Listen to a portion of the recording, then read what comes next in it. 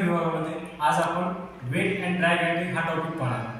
मी वैभव सुरेशराव शेळके, शिल्प निर्देशक यंत्र गाराडी, कॅप्टन कृष्णकांत कुलकर्णी, शासकीय औद्योगिक प्रशिक्षण संस्था, उदगीर, जिल्हा लातूर. वेट ग्राइंडिंग करत असताना ग्राइंडिंग व्हील आणि वर्कपीस मध्ये जे फ्रिक्शन तयार होऊन जी हीट निर्माण होते, त्या हीट जनरेट होऊन जो मेटलवर आणि त्याच्या सर्फेस फिनिशवर जो इफेक्ट होतात ते टाळण्यासाठी आपल्याला कंटिन्युअस कूलंट किंवा कटिंग फ्लुइड वापरतो, जेणेकरून त्याचा जो टेम्परेचर आहे ते कॉन्स्टंट राहील. आणि त्याच जे कंटिन्युअस कूलंट जे वापरतो आपण त्यामुळेच त्याला वेट ग्राइंडिंग म्हणते.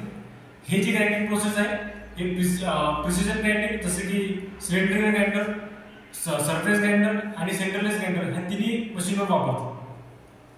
वेट ग्राइंडिंग ड्राय ग्राइंडिंग याच्यामध्ये जे आपण वेट ग्राइंडिंग मध्ये कंटिन्युअस कूलंट वापरतो ते याच्यामध्ये वापरत नाही, म्हणून त्याला ड्राय ग्राइंडिंग म्हणतात. आणि हे टूल अँड कटर ग्राइंडर तसेच पेडेस्ट्रल ग्राइंडरवर मेनली यूज करतो. वेट ग्राइंडिंग आणि ड्राय ग्राइंडिंग याच्यामध्ये डिफरन्स काय तो पाहू. वेट ग्राइंडिंग मध्ये कूलंट वापरतात, तसंच ड्राय ग्राइंडिंग मध्ये कूलंट वापरत नाही. याचा जो डेप्थ ऑफ कट असतो तो वेट ग्राइंडिंग मध्ये जास्त असतो कंपॅरेटिव्हली ड्राय ग्राइंडिंग पेक्षा. आणि वेट ग्राइंडिंग हे ग्राइंडिंग जे आहे ते प्रिसिजन ग्राइंडिंगला सुटेबल असतं, तसेच ड्राय ग्राइंडिंग हे टूल अँड कटर ग्राइंडिंगला सुटेबल असतं.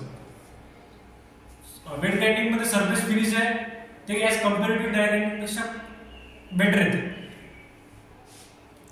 Chances of burning wet grinding मध्ये नसल्यासारखेच असतात, तसेच ड्राय ग्राइंडिंग मध्ये चान्सेस ऑफ बर्निंग जास्त असतात. थँक्यू.